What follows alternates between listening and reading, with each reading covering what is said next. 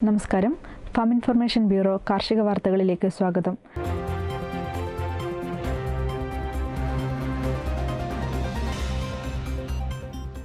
കേരള കർഷക തൊഴിലാളി ക്ഷേമനിധി ബോർഡിൽ മലപ്പുറം ജില്ലയിലെ പുതിയ അംഗങ്ങളെ ചേർക്കുന്നതിനായി മേലാറ്റൂർ, എടപ്പറ്റ, വെട്ടത്തൂർ വില്ലേജുകളിൽ നിന്നുള്ള അപേക്ഷകൾ ഒക്ടോബർ 10-നും കീഴാറ്റൂർ, കാര്യവട്ടം വില്ലേജുകളിൽ നിന്നുള്ള അപേക്ഷകൾ ഒക്ടോബർ 14-നും പുലാമന്തോൾ, ഏലംകുളം, കുരുവമ്പലം വില്ലേജുകളിൽ നിന്നുള്ള അപേക്ഷകൾ ഒക്ടോബർ 16-നും മങ്കട, വടക്കാങ്ങര, കുറുവ വില്ലേജുകളിൽ നിന്നുള്ള അപേക്ഷകൾ ഒക്ടോബർ 21-നും വേങ്ങര, കണ്ണമംഗലം, ഊരകം, പറപ്പൂർ വില്ലേജുകളിൽ നിന്നുള്ള അപേക്ഷകൾ നവംബർ 7-നും തേഞ്ഞിപ്പാലം, ചേലേമ്പ്ര, പള്ളിക്കൽ വില്ലേജുകളിൽ നിന്നുള്ള അപേക്ഷകൾ നവംബർ 11-നും AR നഗർ, മുന്നിയൂർ, പെരുവള്ളൂർ വില്ലേജുകളിൽ നിന്നുള്ള അപേക്ഷകൾ നവംബർ 18-നും മലപ്പുറത്തെ കർഷക തൊഴിലാളി ക്ഷേമനിധി ഓഫീസിൽ എത്തിക്കണമെന്ന് ജില്ലാ എക്സിക്യൂട്ടീവ് ഓഫീസർ അറിയിച്ചു.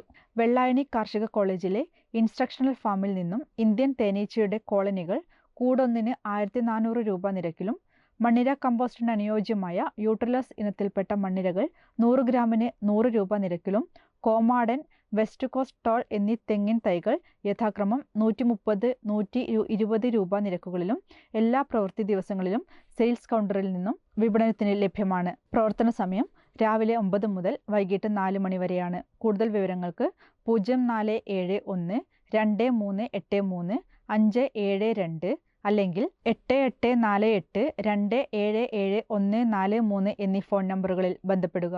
21ാമത് കന്നുകാലി സെൻസസ് സംസ്ഥാനത്ത് സെപ്റ്റംബർ മാസം മുതൽ ആരംഭിച്ചു.